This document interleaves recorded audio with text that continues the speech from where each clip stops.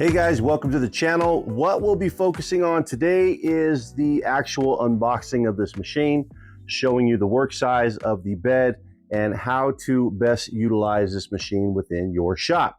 So there'll be a series of videos that we're going to be featuring with the OneLaser XRF. So make sure to like and subscribe so you never miss a video. What we'll be showing throughout the year with this machine is how to really dial in your hat patches. That's what we do. We focus on high-end custom leatherette sheets that you can purchase from our website, LASERHYDE.com. And what we do is with that, we show you how to utilize our material with the beautiful qualities of the RF tube within this laser. If you've been thinking about this laser, hey, like and subscribe because you're going to find out a lot about this laser, how to tune it, how to dial it in, and get it ready to make outstanding hat patches. And if you already have one, well, this is really going to benefit you because now you're going to be able to get good settings when it comes to dialing in your leatherette or your hat patch materials with this machine so that you can have better products for your clients that are really going to bring back those clients or hold that retention when it comes to the quality that they're receiving. So there's always some type of learning curve when it comes to any laser machine, specifically this one. Now, this is a new company. They've been out for just a little over a year now, I believe. And we first got onto the XRF last year at the APA Expo and wanted to get more insight into this machine. Now, keep in mind, new company, new machine. They are going to go through some, issues with this machine as they're discovered. So the ability for this company to improve these machines over time is something that they're definitely doing. So pretty soon they'll have their generation 2 of the XRF coming out. This is a Gen 1, but an updated later version of the Gen 1. So this is what we have here, meaning the firmware's updated on this machine. Any tiny little things that maybe they needed to work out have been adjusted on this. Now, one thing you're going to be learning is the lens system on this. It's a little bit different on this machine. Here we've got a magnetic type lens that has an upper and lower system on it. So you're going to be learning little things like that on this machine, how to maintain it, how to set up the air assist as well, the camera systems that we'll get into eventually. So a lot of things we'll be doing with this machine throughout the year. On top of that, we also have the riser base. That's not featured in this video yet because we actually have to probably modify this cabinet here, this workspace, in order to utilize that system. Basically, what that's going to do is allow me to do tumblers. If this is the machine I want to do for that. OneLaser actually has another machine that I like that maybe at some point on this channel may be featured here, which is the Vertigo. That machine does tumblers in an upright vertical position with the RF technology laser tube. So very nice system. Hopefully at some point we can get one of those here to really highlight what you can do with that machine here on the channel. We'll see what happens. But for now, we're going to be focusing on the XRF and getting you guys used to this machine.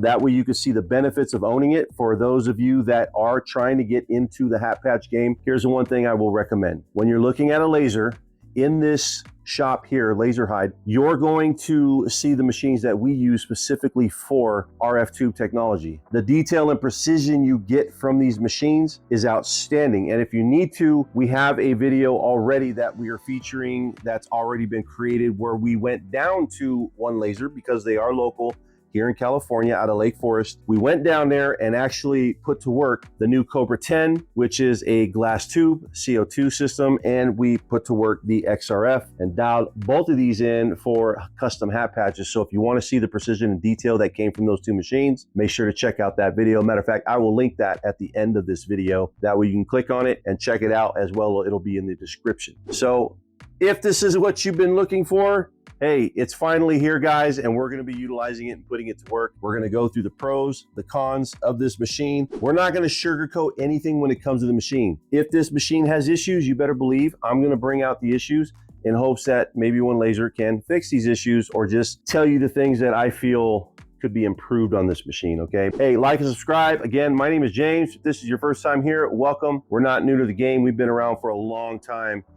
In the industry, from sublimation to screen printing to heat transfers. We kind of show it all. So this is not just a one-trick pony type of channel. We kind of highlight all kinds of things, but our niche is the hat market, okay? There's a lot of profit to be made in hats And that's kind of why we went into that direction. Nobody wears the same t-shirt every single day, right? But most likely people will wear the same hat every single day. Hats are a very personal thing when it comes to people, and they're very picky when it comes to the hats they wear. So this is why you can demand more when it comes to these products. And again, with the right lasers, we're going to show you how to spit out some insanely wicked clean designs when it comes to the detail and precision of the patches you're making. All right. So thanks for watching. Hopefully these videos can help you get your machine all set up or give you more insight into the OneLaser XRF. Here we go. So now we've got the bag of tricks, got USB printer cable, you got your Ethernet cable, you got your really nice tools here. Oh, don't tell me they jacked me. I'm missing 2 or 3. There's 3 of them missing. Why would they jip you for 3 Allen wrenches? They better be in the machine, because that's kind of funny if they just jip me for 3 Allen wrenches. Got your USB cable, Q-tips for cleaning. Those are the good ones too. You got extra fuses in here. You've got a gauge that they give you here. Nice polished edge on all that. And you've got lens cleaner. So they kind of give you basically like a little toolbox in a bag with everything you need for the machine. Curious about that. It's funny that there's 3 Allen wrenches missing. And you get the key. So you get the USB key, which probably has all the data and information you need, maybe tutorials, videos, PDF info, and you have your scanning offset card to enter into Lightburn when you're getting ready to set this machine up. This is a key piece of data you need here, because this has to be inputted for this machine in order for it to engrave right. So basically these things are calibrated at the factory, and then they give you this card to show you what you need to input in Lightburn for this to operate the right way. So let's put this aside. Let's now dig in. We got our cord. I got more air cables. So let's get into the machine. All right, everything. Put a lot of foam in there to kind of protect everything, which is good. All right, just pop that, lift that, and we're good. Now, this does come with a honeycomb bed, which is very nice. And that honeycomb bed just slides out like so, okay?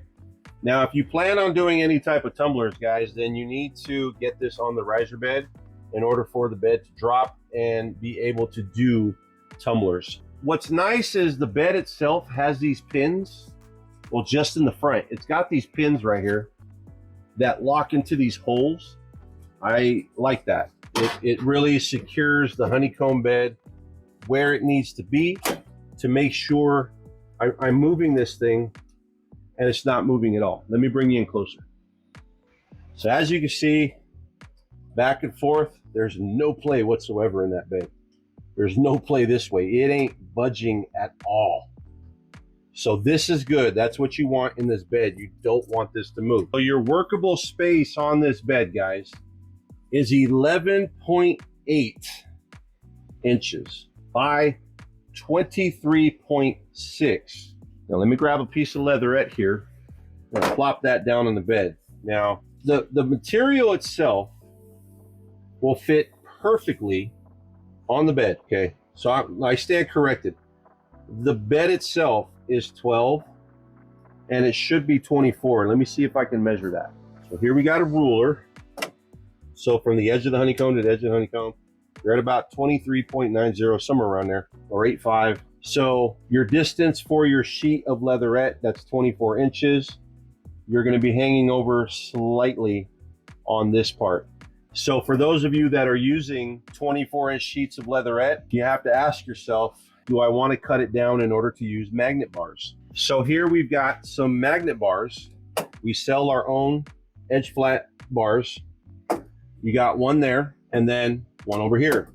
Now this is great for the edges, but these are slammed right to the edge. And if you've got any curling here, well, you'll need to place something here as well. Will it work? Your bar would be hanging right off the top. It actually still works. The bar does bond to this. Mine bond quite well. So you still can use the bar right along this edge and you've got no problem. So if you are running a 24-inch sheet, you can get the 24-inch sheet all the way across.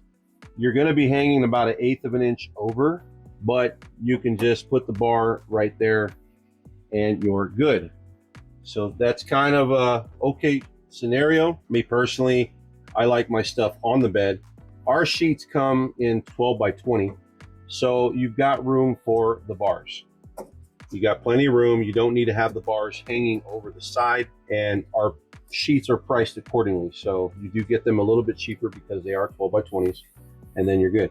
So you can either use regular magnets, you know, individual magnets along the edge, or you just use more magnet bars. So typically on our sheets, sometimes we can get one here, and then we've got our 4-inch bars where you can place those right along the edge. So cool stuff, plenty of room to work, and be able to work within the space is going to be key. It says 11.8, so you're going to have basically 1/8 of an inch on this side, 1/8 of an inch on this side, where the laser is going to be able to work, and then you got up to 23.6 on that. So cool stuff. There you go, guys. Just some insight on those of you that are going to be using magnet bars. And keep in mind, the OneLaser machine is not metal, so these bars will not stick to it. So you'll definitely need to have something for your bars to stick to. So underneath this is your slide out. I'm assuming this is some type of Wi-Fi system right here. I think that's what that is. So you get Wi-Fi with this machine, which is pretty cool. Also, keep in mind, they give you a camera on this laser. So you've got this camera that you're able to use. We'll eventually dial that in to where we can use that. I've never used the camera system, so it'll be interesting to see how that works. So here is the OneLaser. You now see what it looks like, the area you have to work with.